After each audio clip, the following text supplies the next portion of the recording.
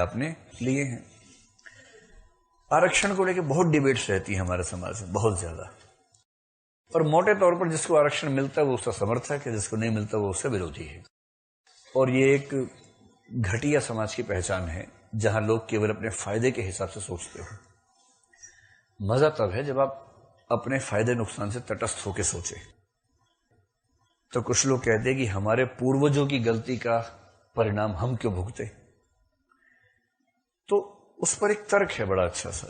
मैं आरक्षण मेरा प्रिय विषय है, मुझे उस पर कई बार मैंने 15-15, 16-16 घंटे उस पर बहस की है। तो ज्यादा नहीं, लेकिन एक आध बात मैं कहना चाह रहा हूं ताकि पर्सपेक्टिव समझ में आए। दलित विमर्श का पर्सपेक्टिव है क्या। मैंने कई सवर्ण व्यक्तियों के मुंह से सुना है, जन्म के संयोग से मैं भी सवर्ण हूं, मुझे आरक्षण का लाभ नहीं मिलता था। मैंने अपने समूह के बहुत व्यक्तियों से, जैसे मेरे परिवार में, परिवार का मतलब पूरे खानदान की बात करूं, सब आरक्षण विरोधी हैं। मैं आरक्षण समर्थक हूं और धूमधाम से समर्थन करता हूं। गालियां खाता हूं सबकी, लेकिन करता हूं। उनको समझा नहीं सकता। उनमें से कुछ लोग समझने की अवस्था पार कर चुके हैं, कुछ उम्र की वजह से, कुछ दिमाग की वजह से नहीं समझ सकते। तो मैं भी ज्यादा प्रयास भी नहीं करता, लेकिन हाँ कोई भिड़ जाए तो फिर भिड़ जाता हूं साथ में, क्या करें। लेकिन आप लोग अभी उस अवस्था में नहीं कि समझने के इससे पार हो गए हैं। आप तो समझ ही सकते हैं। आप तो अपने चिंतनशीलता के एकदम चरम स्तर पर इस उम्र में है। यही उम्र सबसे अच्छी होती है समझने के लिए। तो एक तर्क सवर्ण समाज की ओर से अक्सर आता है, 70 साल से आरक्षण दे रहे हो यार, कब तक दोगे। कितना आरक्षण? 50%। कितने लोगों को? तो इसका मोटा मोटा उत्तर यह है कि भारत में SC, ST, OBC, महिला, विकलांग, इन सबको मिला ले तो जनसंख्या बनती है 90%।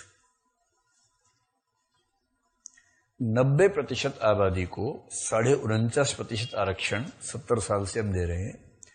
और इस बात से बहुत लोगों के पेट में खलबली मची हुई है। ठीक है, मत सकते, कोई खास बात नहीं है।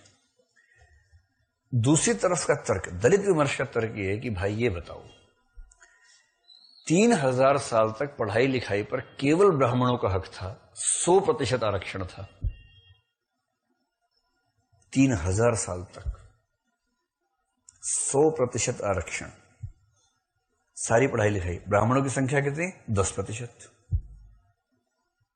10% समुदाय ने 100% सीटें घेरी 3000 साल तक, और अब 70 साल से परेशान हो रहे हैं।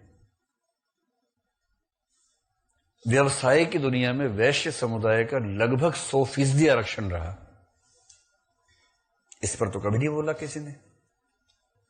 और 3000 साल के जबरन किए गए आरक्षण के विरुद्ध समतलीकरण के लिए, इक्वलाइजेशन के लिए, लेवलिंग के लिए एक जरा सा प्रयास वंचित वर्ग के पक्ष में क्या हुआ कि पेट में ज्वालामुखी फटने लगे। इतनी क्या बेचैनी है भाई। तर्क भी तो हो, खाली हवा में थोड़ा ना होगा कुछ।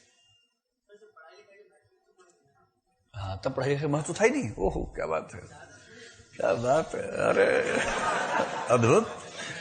अगर पढ़ाई लिखाई का महत्व नहीं था तो वर्ण व्यवस्था में सबसे ऊपर ब्राह्मण क्यों माने गए, सबसे नीचे क्यों नहीं माने गए? सोचना जरा।